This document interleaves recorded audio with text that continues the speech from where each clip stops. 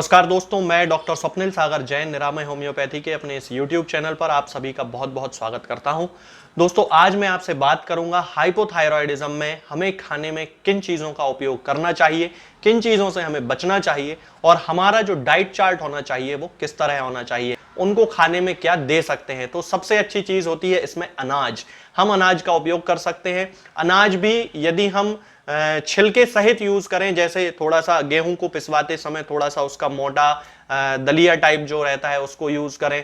एकदम पतला, ज्यादा पतला वाला जो है आटा ना हुआ करे तो बहुत अच्छा है। इसके साथ ही हम उसमें अलसी मिलवा सकते हैं, अलसी के साथ उसको हम पिसवा सकते हैं। उसमें हम थोड़ा सा 2-3 प्रकार के जो अनाज आते हैं जैसे ज्वार है, बाजरा है, इन सब चीजों को हम उसमें मिलाकर उसको पिसवा सकते हैं और उसकी रोटी बनाकर हम खा सकते हैं। इस तरह जो अनाज की मात्रा हमारे खाने में होनी चाहिए वो लगभग 150 ग्राम या 200 ग्राम पर डे हम आसानी से अनाज खा सकते हैं। जिन लोगों को आटे से कोई प्रॉब्लम होती है, गेहूं की जिन लोगों को एलर्जी होती है, वो लोग ज्वार या बाजरे के आटे का यूज कर सकते हैं और ज्वार या बाजरे से बनी हुई रोटी का उपयोग वो लोग कर सकते हैं। इसके साथ ही हम रवे से बनी हुई चीजें खा सकते हैं, उपमा खा सकते हैं, इडली खा सकते हैं, ये सारी चीजों का उपयोग कर सकते हैं। इसके बाद बारी आती है दालों की। दालों में हम सभी प्रकार की दालें उपयोग कर सकते हैं, जैसे कि मूंग की दाल, तुअर की दाल, उड़द की दाल। कई लोग जिन लोगों को सूट करती है, यदि आपको उससे कोई उड़द की दाल से कोई प्रॉब्लम होती है तो उसका उपयोग ना करें। इसके अलावा आप बीन्स का यूज कर सकते हैं। बीन्स मतलब जैसे राजमा होता है, सेम होता है, सेम के बीजों का उपयोग किया जाता है। इस तरह से आप इनका यूज कर सकते हैं। चनों का यूज कर सकते हैं।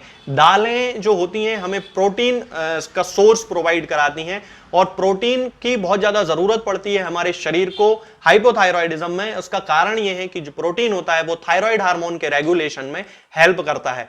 इसके बाद हम बात करेंगे कि हम दूध ले सकते हैं। दूध जो होता है वो कैल्शियम का बहुत अच्छा सोर्स होता है और इसके अलावा दूध से बने हुए जो प्रोडक्ट होते हैं वो कैल्शियम के बहुत अच्छे सोर्स होते हैं, प्रोटीन के भी सोर्स होते हैं।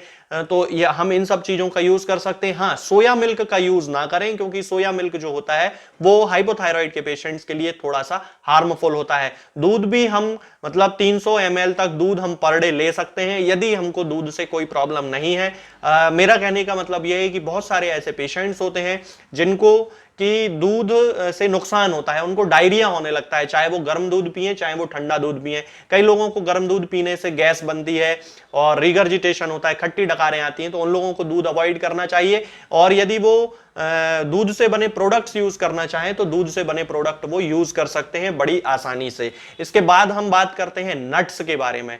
नट्स इन द सेंस जैसे कि मूंगफली हुई और इसके साथ साथ ही हमारे जो ड्राई फ्रूट्स होते हैं वो भी हम यूज कर सकते हैं। ड्राई फ्रूट्स में ओमेगा 3 फैटी एसिड्स बहुत अच्छी मात्रा में होते हैं, तो हम उनका यूज कर सकते हैं हाइपोथायरॉइड में। लेकिन इनका यूज करते समय हमें एक बात का ये ध्यान रखना चाहिए कि चूंकि इनमें फैट बहुत ज्यादा मात्रा में होती है, यानी कि जो ड्राई फ्रूट्स होते हैं उनमें फैट बहुत ज्यादा होती है, तो ड्राई फ्रूट बहुत ज्यादा मात्रा में यूज ना करें।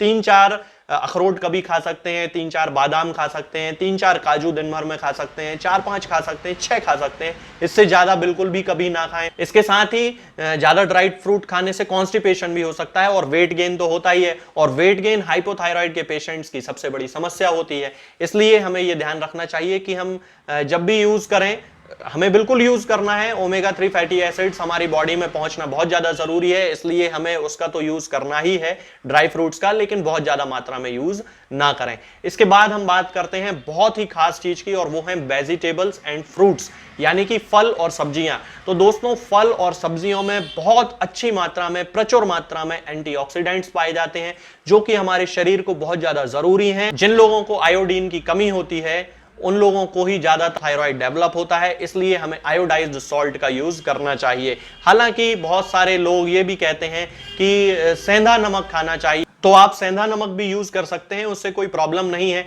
इसके बाद हम बात करेंगे कि हमें खाने में किन किन चीजों को अवॉइड करना चाहिए।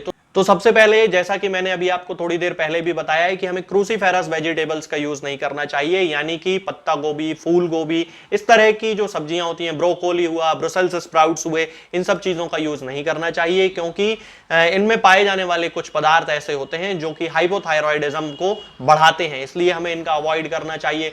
दूसरा, बहुत सारे लोगों को ग्लूटेन से एलर्जी होती है, तो ग्लूटेन जिन पदार्थों में पाया जाता है हमें उनको पूरी तरह अवॉइड करना चाहिए। और इसका एक और कारण भी है कि ग्लूटेन वाले जो पदार्थ होते हैं उनसे बहुत सारे लोगों को एक ऑटो इम्यून डिसीज हो जाती है, जिसे सीलियाक डिसीज भी कहते हैं। तो खास तौर से हमें इन पदार्थों से बच के रहना चाहिए। इसके अलावा हमें कॉफी को अवॉइड करना चाहिए, चाय को अवॉइड करना चाहिए, अल्कोहल को अवॉइड करना चाहिए। ये सारी चीजें हमें बीमार बनाती हैं, हमारे इम्यूनिटी को कमजोर कर देती हैं, इसलिए हमें इनसे बचना चाहिए। यदि आपको चाय पीने की इच्छा है तो आप ग्रीन टी पी सकते हैं, और इसके साथ ही आप टर्मेरिक टी पी सकते हैं। अभी आगे वीडियो में मैं आपको बताऊंगा कि टर्मेरिक टी कैसे बनाई जाती है, हम उसको पी सकते हैं। और कॉफी को अवॉइड करें, इन सब चीजों से हमारी जो इम्यूनिटी है वो कमजोर हो जाती है। इसके बाद हमें बहुत ज्यादा स्वीट, मतलब बहुत ज्यादा मीठा नहीं खाना चाहिए, क्योंकि जो मीठा होता है उसके कारण फैट बढ़ती है मीठे पदार्थों से, और फैट के कारण वेट गेन होता है, और वेट गेन ही हाइपोथायरॉइड की सबसे प्रमुख समस्या होती है। तो बहुत ज्यादा आइसक्रीम नहीं खाना चाहिए, बहुत ज्यादा मिठाइयां नहीं खानी चाहिए। थोड़ा बहुत आप ले सकते हैं, ऐसा नहीं कि बिल्कुल ही अवॉइड करें, लेकिन जिनमें आर्टिफिशियल शुगर मिलाई जाती हो उनको तो पूरी तरह बंद ही कर देना चाहिए। तो इन सारी चीजों से हमें बच के रहना चाहिए। अब मैं आपको बताता हूं डाइट प्लान के बारे में कि हम किस तरह की डाइट को यूज कर सकते हैं, हमारा डाइट चार्ट कैसा होना चाहिए।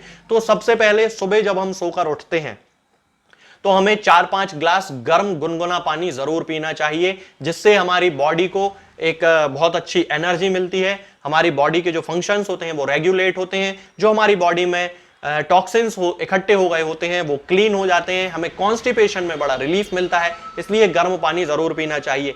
इसके साथ हम गर्म पानी में नींबू मिला सकते हैं।